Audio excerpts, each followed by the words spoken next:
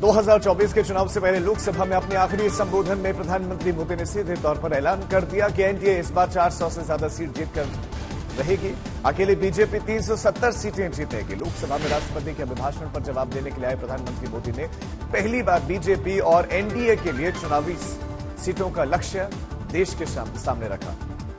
उन्होंने विपक्ष को पूरी तरह से हताश और निराश भी बताया। बहुत सारी बातें प्रधानमंत्री के संबोधन में कहा कि कांग्रेस की दुकान पर ताले की नौबत है, क्योंकि एक प्रोडक्ट को लॉन्च करने की बार बार कोशिश हो रही है। आखिर कब तक देश को तोड़ोगे और बांटोगे?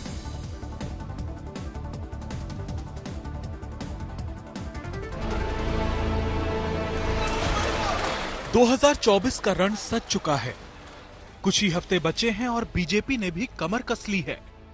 झलक तब मिली जब प्रधानमंत्री नरेंद्र मोदी राष्ट्रपति द्रौपदी मुर्मू के अभिभाषण पर जवाब देने उठे। 99 मिनट तक पीएम ने धुआंधार भाषण दिया और कांग्रेस समेत पूरे विपक्ष को निशाने पर लिया। पीएम के भाषण में सरकार का हर मुद्दा साफ हो गया, हर इरादा साफ हो गया और ये भी कि बीजेपी इस बार 400 पार का लक्ष्य लेकर चल रही है। देश का मिजाज एनडीए को तो 400 पार करवा ही के रहेगा, लेकिन भारतीय जनता पार्टी को 370 सीट अवश्य देगा।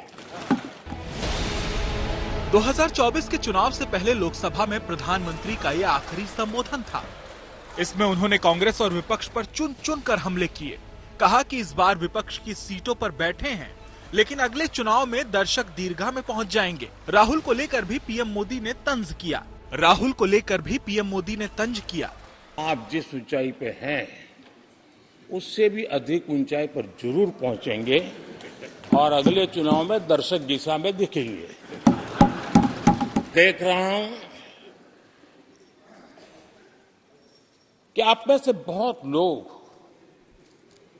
चुनाव लड़ने का हौसला भी खो चुके हैं और मैंने सुना है बहुत लोग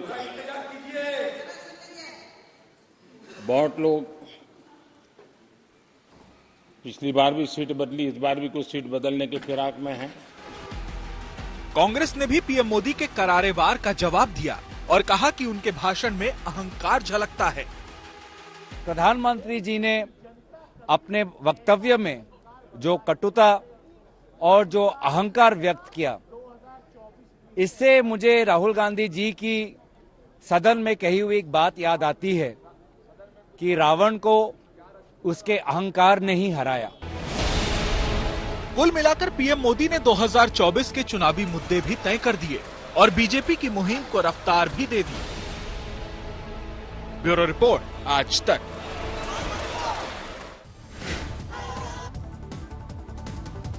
प्रधानमंत्री ने अपने भाषण में खुद को सबसे बड़ा ओबीसी कहा था और इस पर राहुल गांधी ने एतराज किया है। राहुल गांधी ने कहा कि प्रधानमंत्री इस बीच में अक्सर कह रहे थे कि देश में सिर्फ दो जातियां हैं, अमीर और गरीब, मगर संसद में उन्होंने खुद को सबसे बड़ा ओबीसी बताया।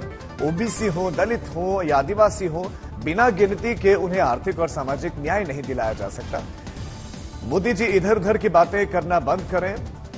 गिनती से आप क्यों डरते हैं?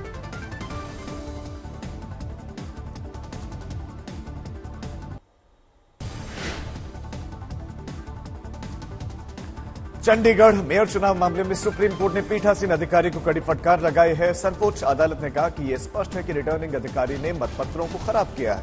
कोर्ट ने सवाल पूछा कि क्या इसी तरह से चुनाव का आयोजन होता है? ये लोकतंत्र का मजाक है, ये लोकतंत्र की हत्या है। सुप्रीम कोर्ट ने अगली सुनवाई तक चंडीगढ़ निगम की आगामी बैठक को टालने का निर्देश भी दिया है। 19 फरवरी को अगली सुनवाई होगी। रिटर्निंग अधिकारी को तलब भी किया गया है।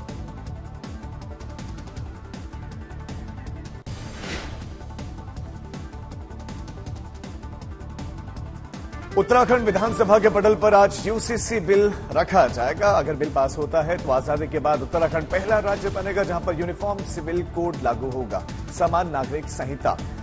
कार्यमंत्रणा समिति की बैठक में यह तय हुआ कि सदन में सारे काम छोड़कर सिर्फ यूसीसी पर चर्चा होगी और इस दौरान प्रश्नकाल और कार्य स्थगन तक नहीं होगा। इससे पहले धामी कैबिनेट ने यूसीसी के ड्राफ्ट को मंजूर किया था। अब इस पर बिल तैयार है और अभी तक सिर्फ गोवा में ही यूसीसी लागू है। बीजेपी ने चुनाव से पहले वादा किया था कि राज्य में जीत मिलने पर यूसीसी लागू होगा। हम लोग विधानसभा में प्रस्तुत करेंगे। विधानसभा चुनाव से पहले उत्तराखंड की देवतुल्य जनता के सामने संकल्प रखा था कि नई सरकार के गठन होते ही हम सभी धर्मों के लिए एक समान कानून लाने के लिए काम करेंगे, समान नागरिक संहिता लाएंगे। वो समय हमारा आ गया है और हम सब गौरवान्वित हैं कि ये मौका, ये सौभाग्य उत्तराखंड को मिल रहा है, जिसके देश को लंबे समय से जिसकी आवश्यकता थी।